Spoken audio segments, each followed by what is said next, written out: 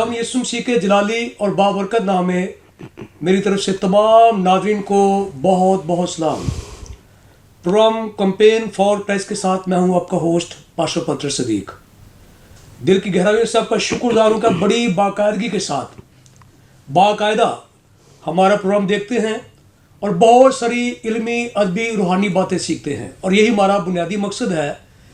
सारी टीम जो है आपके लिए कोशिश है ताकि आप रूहानी एतबार से तरक्की करें, और इस कार्य ख़ास के लिए खुदा की उन ख़दाम को दावत दी जाती है जो इंतहाई मुस्तनद अदारों से तालीम याफ्ता है और आपने चर्चेस में कलाम खुदा की खिदमत सर अंजाम दे रहे हैं और आपको सिखाने के लिए यहाँ पे तशरीफ़ लाते हैं।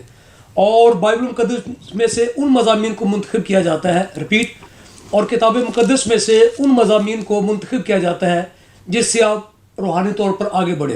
तो आज भी एक इंतहाई ज़रूरी बाइस बरकत और जलाली मज़मून जो है आपकी खिदमत में हाज़िर है, हकीकी परस्तिश। परस्तिश के ताल्लुक से बहुत सारे नज़रियात और ख्यालात पाए जाते हैं। आज हम सीखने जा रहे हैं कि हकीकी परस्तिश होती क्या है। इससे पहले कि हम इस टॉपिक पे कोई बातचीत करें या सीखें, मैं ये मुनासिब समझता हूँ कि अपने मेहमानों का तारफ़ कराता चलूँ। आज के हमारे पहले मेहमान हैं जनाब पास्टर मनीर फूल साहब, जिनका ताल्लुक क्राइस्ट चर्च कसूर से है और खुदा के खादम ने हमें ज्वाइन किया इस सिखाने के लिए कि हकीकी परस्तिश क्या होती है। तो पास्टर जी, मैं आपको प्रोग्राम में खुशामदीद कहता हूँ। थैंक यू पास्टर जी। आज के हमारे अगले मेहमान हैं जनाब पास्टर सैमुअल नज़ीर साहब, जिनका ताल्लुक DMT ऑफिस के साथ है और कोर्स डेवलपर के तौर पर वहाँ पे खिदमत सर अंजाम दे रहे हैं। तो ब्रदर जी, आपको मैं प्रोग्राम में खुशामदीद कहता हूँ। शुक्रिया जी। तो इसी तरह आज के हमारे अगले मेहमान हैं जनाब नातन अंथनी साहब, जिनका ताल्लुक LBI शोपुरा से है और खुदा के खादिम सिखाएंगे हकीकी परस्तिश क्या होती है। तो ब्रदर जी, मैं आपको प्रोग्राम में खुशामदीद कहता हूँ। थैंक यू सो मच भाई साहब। तो आज के हमारे अगले मेहमान हैं जनाब पास्टर सुलेमान हयात साहब, जो लेवेलिन मेमोरियल प्रेस्बिटेरियन चर्च कसूर से ताल्लुक़ रखते हैं और खुदा के खादिम सिखाएंगे हमें कि हकीकी परस्तिश क्या होती है। तो ब्रदर जी, मैं आपको प्रोग्राम में खुशामदीद कहता हूँ। थैंक यू भाई साहब। तो नाज़रीन, ये था हमारे मेहमानों का तारुफ जिन्होंने आज हमें ज्वाइन किया है, और आप देख रहे हैं वो कसूर से, लाहौर से चलकर हमारे दरमियान आए हैं और अपना कीमती वक्त दिया ताकि हम सीखें और बरकत पाएँ। और आपसे विनती है कि जब तक खुदा का कलाम सुनाया जा रहा है, सिखाया जा रहा है, हमारे साथ रहें, कहीं मत जाइएगा, थोड़ा टाइम निकालिए और सीखिए कीमती बातें। तो हम बात करेंगे हकीकी परस्तिश के ताल्लुक से, लेकिन पहले हम कलाम खुदा में से तिलावत करेंगे। और मैं गुजारिश करूँगा तिलावत के लिए जनाब पास्टर मनीर फूल साहब से कि वो कलाम मुक़द्दस में से तिलावत करें। यूहन्ना की इंजील उसका 4था बाब, उसकी 21वीं आयत से लेकर 24वीं आयत तक हम तिलावत करेंगे। आइए नाज़रीन, हम खुदावंद की ज़िंदगी बख्श कलाम से सुने मुक़द्दस यूहन्ना रसूल की मार्फत लिखी गई हमारे खुदावंद यीशु मसीह की पाक इंजील और उसका 4था बाब और उसकी 21वीं आयत से शुरू करके हम 24वीं आयत तक खुदावंद के कलाम में से सुने। तो खुदावंद के कलाम अक़दस में यूँ मरकूम है, यीशु ने उससे कहा, ऐ औरत, मेरी बात का यकीन कर कि वो वक्त आता है कि तुम ना तो इस पहाड़ पर बाप की परस्तिश करोगे और ना यरूशलेम में तुम जिसे नहीं जानते उसकी परस्तिश करते हो। हम जिसे जानते हैं उसकी परस्तिश करते हैं, क्योंकि निजात यहूदियों में से है।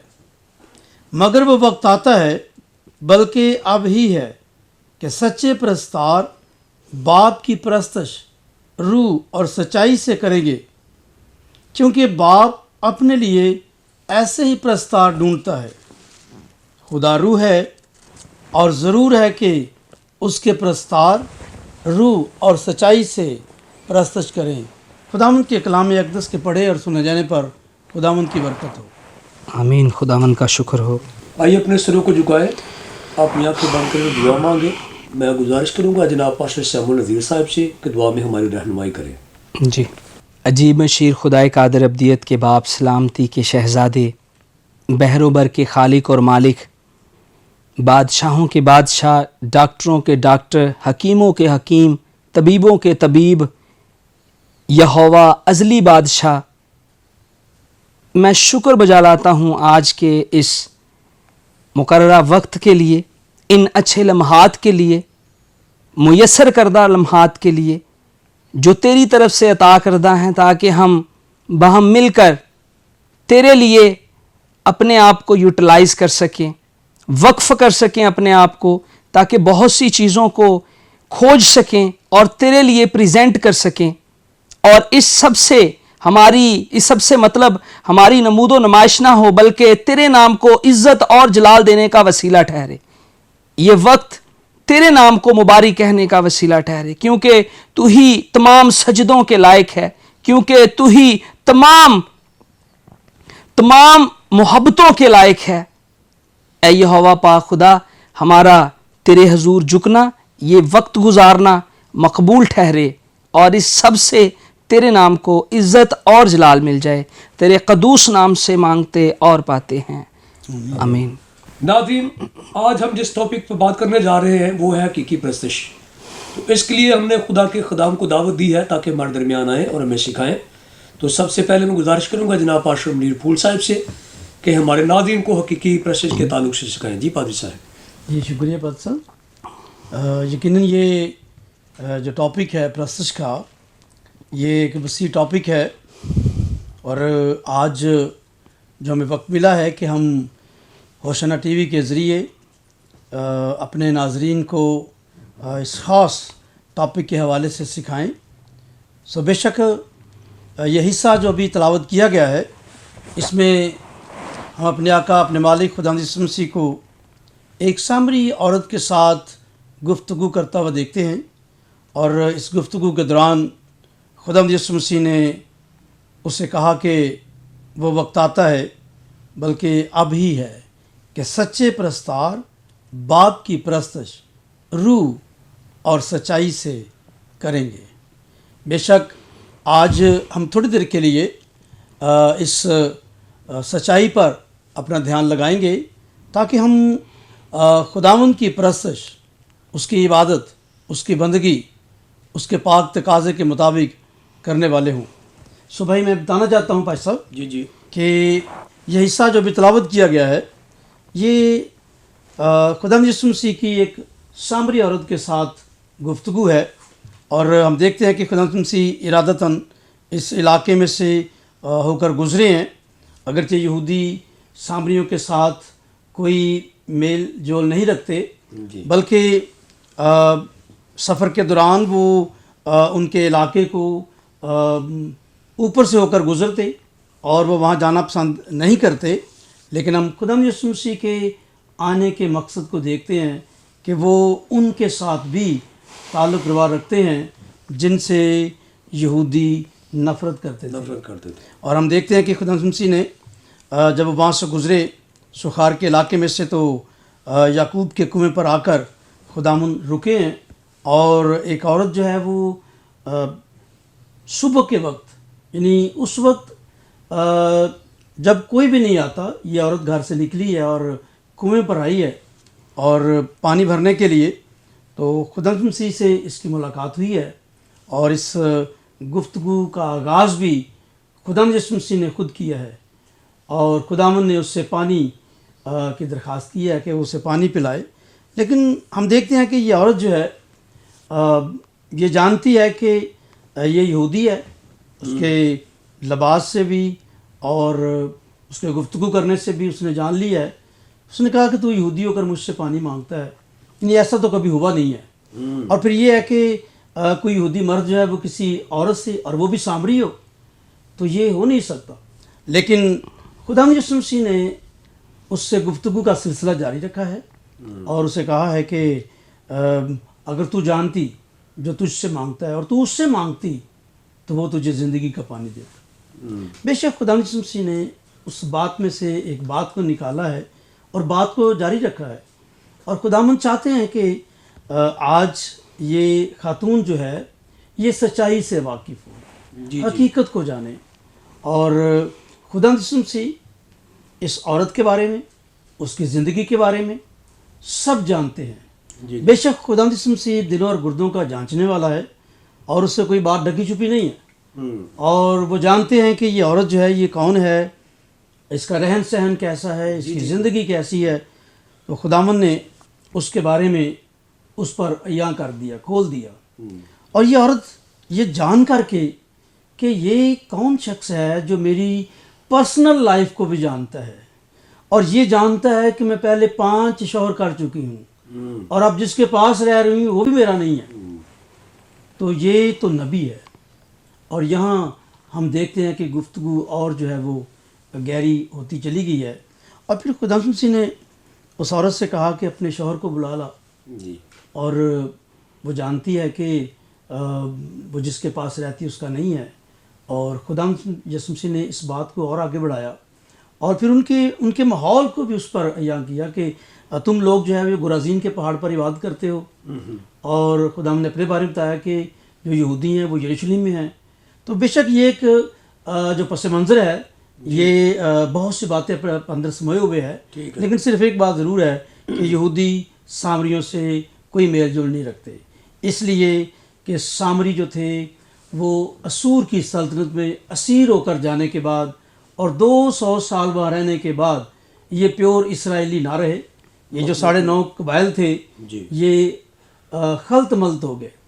اور یہودی جو ہیں وہ اگرچہ 70 سال بابل کی اسیری میں رہے اور وہ کسی بابلیوں کے ساتھ میل جول انہوں نے نہ رکھا اور وہ پیور اسرائیلی تھے اور 70 سال کے بعد واپس آتے ہیں تو وہ ان کے ساتھ کوئی میل جول نہیں رکھتے، ان سے نفرت کرتے ہیں. اور خداوند جانتے ہیں کہ یہودیوں کی نفرت کا یہ شکار ہیں. تو خداوند مسیح آج اس عورت کو بتانا چاہتے ہیں کہ حقیقت کیا ہے، سچائی کیا ہے. اور پھر عبادت کے تعلق سے کہ تم گرازین پر عبادت کرتے ہو اس پہاڑ پر اور ہم یروشلم میں، لیکن خداوند نے کہا کہ اب کے بعد نہ تو پھر کوئی گرازین کے پہاڑ پر اور نہ ہی کوئی یروشلم میں عبادت کرے گا، بلکہ جہاں 2 یا 3 اس کے نام سے جمع ہوں گے وہ ان کے بیچ میں ہے اور وہی جگہ عبادت کی ہے. اور پھر خدا نے ایک اور بات یہاں پر کھولی ہے اور میں چاہتا ہوں کہ ناظرین اس سے واقف ہوں کہ حقیقی پرستش کی بنیاد کیا ہے. جی ٹھیک ہے. حقیقی پرستش کے تعلق سے خداوند نے عورت سے کیا کہا ہے کہ تم جسے نہیں جانتے اس کی عبادت کرتے ہو، اس کی پرستش کرتے ہو. ہم جسے جانتے ہیں اس کی پرستش کرتے ہیں. اس کا مطلب ہے کہ اس سے پہلے کہ پرستش کی جائے اور جس کی پرستش کی جائے اسے جاننا ازبا ضروری ہے.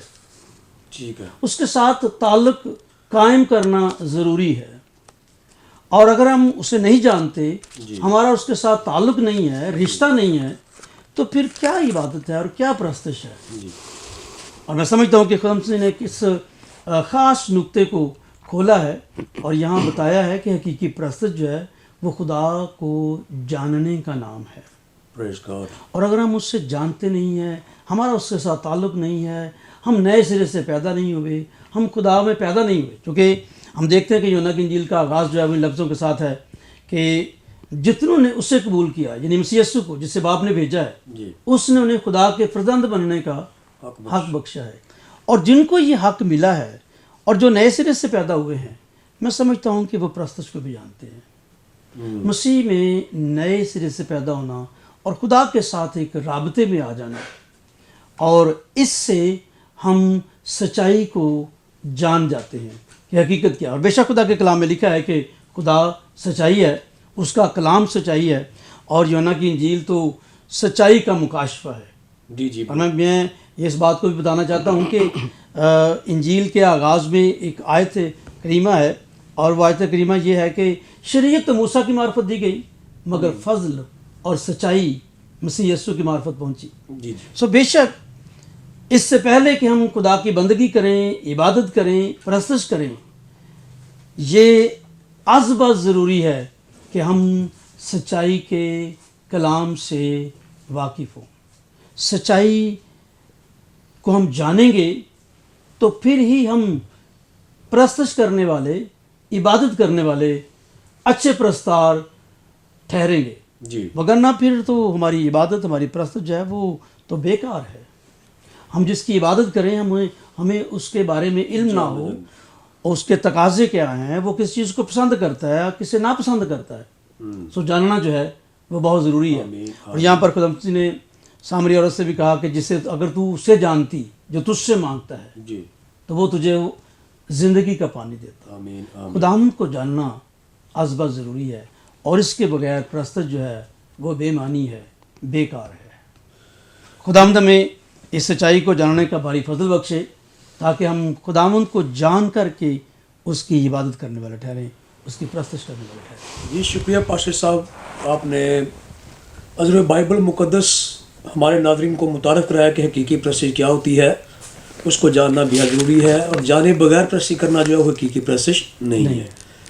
تو ناظرین، خدا کے خادم نے ادروی انجیل ہمیں یہ بتایا ہے کہ جس کی ہم پرستش کرتے ہیں اسے جاننا بہت ضروری ہے۔ آج کتنے ایسے پرستار ہیں جو بالکل بھی یسوع مسیح کو نہیں جانتے، روح قدس کو نہیں جانتے، خدا باپ کو نہیں جانتے، خدا باپ بیٹے کی واقفیت نہیں ہے، تو کس چیز کی پرستش ہے؟ تو خدا کے خادم نے بتایا کہ ہمیں جس کی ہم پرستش کر رہے ہیں اسے جاننا بہت ضروری ہے۔ یقیناً آپ نے برکت پائی ہے، آگے مزید سیکھیں گے، جانیں گے۔ تو میں گزارش کروں گا جناب پاسٹر سیمون نذیر صاحب سے کہ ہمارے ناظرین کو حقیقی پرستش کے تعلق سے سکھائیں۔ جی بردر جی۔ جی بہت شکریہ، آپ نے یہ موقع دیا کہ ہم اس حوالے کو مزید دیکھ سکیں۔ جو حوالہ ہمارے سامنے تلاوت کیا گیا وہ ایکچولی گفتگو ہے دو پرسنز کے درمیان، اور یعنی یسوع مسیح اور ایک سامری عورت، جی ٹھیک، ایک ایسی شخصیت کے ساتھ گفتگو ہے جو قابل قبول ہی نہیں ہے، ٹھیک ہے، یعنی جس کے ساتھ یہ ممکن ہی نہیں ہے کہ بات کی جا سکے، اور اس سے، اور وہ اپنے آپ کو اس طرح سے ڈیفینڈ کر رہی ہے۔ اس طرح سے جب بات ہم گفتگو دیکھتے ہیں باقاعدہ تو ہمیں نظر آتا ہے کہ کس طرح سے وہ اپنے آپ کو ڈیفینڈ کرتی ہوئی نظر آ رہی ہے نیگیٹیوٹی کے حوالے سے، کہ مطلب ایسا ممکن نہیں ہے، کبھی ایسا ہوا نہیں ہے، کبھی یہ کیسے ہو گیا کہ کوئی مجھ سے مانگے۔ یعنی سامریوں کے ساتھ اس قدر نفرت برتی جاتی تھی کہ یہ ممکن ہی نہیں تھا کہ یہودی کوئی ریکویسٹ کرے۔ یہاں پہ ہمیں ریکویسٹ کرتے ہوئے نظر آ رہے ہیں یسوع المسیح کہ مجھے پانی دے، اور وہ کہہ رہی ہے کہ تیرے پاس تو کچھ بھرنے کے لیے بھی نہیں ہے۔ ایکچولی عذر وہ اس لیے پیش کر رہی ہے کہ ایسا ممکن نہیں ہے کہ میں تجھے دوں،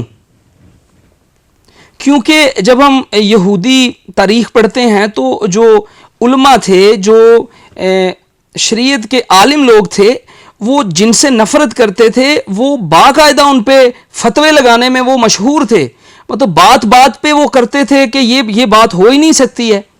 وہ سارا کانٹیکسٹ اس کے مائنڈ میں ہے، وہ ساری بدریشنیں اس کے مائنڈ میں ہیں اس عورت کی، اور وہ کہہ رہی ہے کہ ایسا کیسے ہو سکتا ہے۔ وہ تعجب نظر آ رہا ہے اس کی گفتگو میں، ایسا ممکن نہیں ہے۔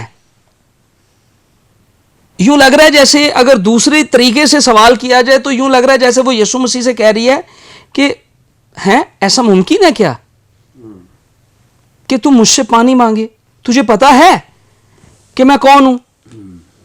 اچھا، مجھے ایسا لگ رہا ہے جب اگلی گفتگو دیکھیں تو مجھے اس لیے یوں لگ رہا ہے کہ اس کے سوال میں یہ ہے کشمکش، کیونکہ اس نے ایسا سوال کیا ہوگا اس لیے یسوع مسیح کو اس کی ہسٹری بتانا پڑ گئی ہے نا۔ یعنی اس نے کہا ہوگا کہ اچھا ایسا ممکن ہے، آپ کو پتہ ہے میں کون ہوں؟ تو پھر اس نے کہا مجھے نہ صرف یہ پتا ہے کہ تو کون ہے، مجھے یہ بھی پتا ہے کہ تیرے رہن سہن کیسے ہیں، میں حالات زندگی سے واقف ہوں، ہے نا۔ اسی لیے وہ ایک ہدف پہ پہنچا اور اس نے کہا کہ اپنے شوہر کو لے آ۔ مناسب نہیں ہے نا عورت سے گفتگو کرنا، مانگنا تو اپنے مرد کو لے آ۔ یعنی وہ ریئلائز کروانا چاہ رہا تھا کہ تو یہ کہہ رہی ہے کہ میں تجھے جانتا ہوں، میں تیری حالات زندگی سے واقف ہوں۔ اور جب اس نے یہ بات چھیڑی تو ساری اس کی ہسٹری کھل کے باہر آ گئی کہ یہ تو میرے بارے میں سب کچھ جانتا ہے، میں تو صرف ایک بات کہہ رہی ہوں کہ یہ انجان ہے، یہ تو سب کچھ جانتا ہے میرے بارے میں۔ اور جہاں تک سامریوں کا تعلق ہے، ان کی ہسٹری اگر دیکھی جائے تو یہ کسی ایک بات کی وجہ سے علیحدہ نہیں تھے۔ 200 کافمی میں اگر ہم دیکھتے ہیں ان کی علیحدگی ہوئی تو اس کی وجہ ایک بڑی وجہ جو علماء جو بتاتے ہیں، مفکر بتاتے ہیں، وہ ایک بڑی وجہ تو یہ ہے کہ ان کا جو عبادت کی جگہ تھی، یہاں کہا بھی گیا پہاڑ کا ذکر کیا گیا اور یروشلم کا ذکر کیا گیا، وہ ایک وجہ تو یہ تھی کہ یہ ایک جگہ پہ پریئر نہیں کرتے تھے، یہ اپنی جو قربانیاں ہیں وہ گزارنے کی جگہ انہوں نے فرق کر لی تھیں. یعنی یہودی کہتے تھے کہ آپ ہیکل میں آؤ، یروشلم میں آؤ، اور یہ کہتے تھے کہ ہمارے باپ نے تو یہیں پہ قربان گاہ بنائی تھی تو ہم یہیں پہ کریں گے. اوکے، مسئلہ کیا تھا یہاں پہ؟ مسئلہ یہ تھا کہ وہ یہ جانتے تھے کہ خدا قادر مطلق ہے، پوری قوت، پوری ستائش، پوری بزرگی، پوری الوہیت، پوری ربوبیت، پوری شفقت، پوری حشمت کے لائق ایک زندہ خدا ہے. اور اس کی وجہ بھی یہ نہیں تھی کہ وہ ایڈمٹ کر کے جانتے تھے. ہم دوسرے سلاطین میں پڑھتے ہیں یہ حوالہ کہ شیروں کو خدا کو بھیجنا پڑا جس سے اس کی ہیبت ان میں آئی اور وہ ماننا شروع ہو گئے کہ کوئی خدا ہے، یہودیوں کا خدا کوئی ہے جو مافوق الفطرت ہے، جو وہ کام کر سکتا ہے جو کوئی نہیں کر سکتا. سو پھر انہوں نے ماننا شروع کیا کہ ہاں، لیکن وہ پراپر تھرو آؤٹ مانتے نہیں تھے، وہ شریعت کو مانتے ہی نہیں تھے. ہاں، ان کے سارے پوائنٹس تو وہی تھے، لیکن وہ یہاں پہ آ کے خلط ملط کر دیتے تھے اینڈ پہ آ کے کہ ہم ایک جگہ پہ نہیں رہ سکتے. اور ایک بڑا ان کا پوائنٹ کا جو وہ تھا وہ یہ تھا، جو ان کی مخالفت تھی وہ اس حوالے سے تھی کہ ہم کہتے ہیں کہ یسوع مسیح گئے اور آئیں گے. وہ کہتے تھے مقدس موسیٰ جس طرح سے مسیحیت مانتی ہے کہ یسوع مسیح گئے اور پھر آئیں گے، اس طرح سے وہ مقدس موسیٰ کو مانتے تھے کہ وہ گئے ہیں اور پھر آئیں گے سیو کرنے کے لیے. سو ایک بڑی وجہ تھی ان کی مخالفت کی کہ جو ہم نہیں مانتے یہ سامری کیوں ہمیں باور کرواتے ہیں. اور پھر یہ ایسی نہ صرف لوگ ان سے نفرت کرتے تھے، بلکہ میں جب تاریخ پڑھ رہا تھا تو اس میں میں دیکھ رہا تھا کہ ایک جگہ پہ درج ہے کہ خدا کو جن 3 اقوام سے نفرت تھی، شدید نفرت تھی، ان میں سے ایک سامری تھے. اس کی وجہ کیا تھی؟ اس کی وجہ تھی یسوع مسیح نے یہاں پہ ذکر کیا کہ تم صحیح کہہ رہی ہو کہ تمہارے شوہر نہیں ہیں، تم نے 5 کی ایک جو ہے وہ بھی نہیں ہے تمہارا. اب 5 کا صیغہ جو یہاں پہ استعمال ہوا ہے وہ اس کے شوہروں کے ساتھ ساتھ تاریخ جو سامری تاریخ تھی وہ بھی خدا یاد دلا رہا ہے. یعنی 5 اقوام کو ماننا، یعنی تم سامری عورت ہو، تم 5 شوہر کر رہی ہو، تمہاری قوم نے بھی یہی کیا تھا، ایک بندے کو تو تم نے مانا ہی نہیں ہے.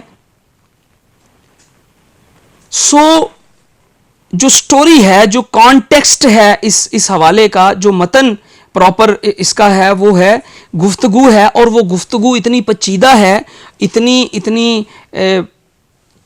ہاربل ایسی سچویشن لگ رہی ہے کہ وہ اتنی خائف ہے کہ ایسا کیسے ہو سکتا ہے. لیکن جب اس پہ عیاں کیا جاتا ہے تو اسے پتہ چلتا ہے کہ جو میرے سامنے ہے وہ در حقیقت کوئی عام شخص نہیں ہے، وہ در حقیقت ایسا شخص ہے. اس نے اقرار بھی کیا کہ تو نبی ہے. وہ ایسا شخص ہے جو تاریخ پلٹ دینے کی قوت اور طاقت رکھتا ہے، جو دلوں کے بید خوب جانتا ہے. اور پھر وہ مانی. ایکچولی جو یسوع مسیح اسے کہہ رہا ہے نا، مگر وہ وقت آتا ہے بلکہ اب ہی ہے کہ سچے پرستار باپ کی پرستش روح اور سچائی سے کریں. یعنی قبول کر لو کہ میں ہی نجات دہندہ ہوں. اور اس نے منہ سے قبول کیا بھی کہ تو کوئی عام شخص نہیں ہے. ہم جو کر رہے ہیں موسٹلی، ہم لٹرلی بھی دیکھ لیں اگر پرستش کے حوالے سے، تو ہم جو کر رہے ہوتے ہیں کیا اس میں محو ہوتے ہیں؟ کیا ہم اس میں ڈوبے ہوئے ہوتے ہیں؟ خدا نے اولڈ ٹیسٹمنٹ میں جتنی بار یہ کوشش کی، یہ کاوش کی کہ اس سے رابطے میں ہم آ جائیں، اس کا مطمع نظر یہ تھا کہ ہم اس کے ساتھ لپٹ جائیں، چمٹ جائیں، اٹوٹ رشتے میں آ جائیں. اس کا مطلب ہرگز یہ نہیں تھا کہ اس کی دہشت ہم پر ہو. وہ دہشت تو رکھنا ہی نہیں چاہتا. یہاں بھی وہ سامری عورت پر دہشت اگر ڈالتا تو کسی اور طریقے سے وہ گفتگو کرتا. وہ کہہ رہا ہے کہ ڈرنے کی ضرورت نہیں ہے. یہ کیوں نہیں ہو سکتا کہ میں تجھ سے پانی مانگوں؟ چلیں یہ نہیں ہو سکتا تو پھر چل تو میرے سے مانگ لے. میں تجھے زندگی بتا سکتا ہوں تو زندگی دے بھی سکتا ہوں. سچائی کو قبول کر لے. روح اور سچائی کے ساتھ قبولیت جب ہوتی ہے ہماری تو پھر ہم اس نتیجے پہ پہنچتے ہیں کہ حقیقی پرستش کریں. حقیقی پرستش کا تعلق در حقیقت ہمارے انر سینس سے ہے، نہ کہ ہمارے دکھاوے سے ہے. سو خداوند ہمیں توفیق دے کہ ہم خدا کے ساتھ اٹوٹ رشتے میں جڑ جائیں، اس کے بندھن میں بندھ جائیں، تاکہ ہر بات کو انرلی سینس کریں، اسمیل کریں، ٹیسٹ کریں، تاکہ دوسروں کو بتانے کے لائق ٹھہریں. خداوند ہمیں اس کلام کے وسیلے سے برکت دے. جی شکریہ بردر جی، خداوند آپ کو بہت ساری برکت دے. آپ نے بھی پاشا صاحب کی طرح ان کی ساری تاریخ، ساری ہسٹری بتائی ہے. ہمارے ناظرین یقیناً ان علمی باتوں سے بھی متعارف ہوئے ہیں اور تاریخ کو جانا ہے کہ خدا مسیح کس عورت کو دعوت دے رہا ہے کہ وہ بھی خدا کی پرستش کرے.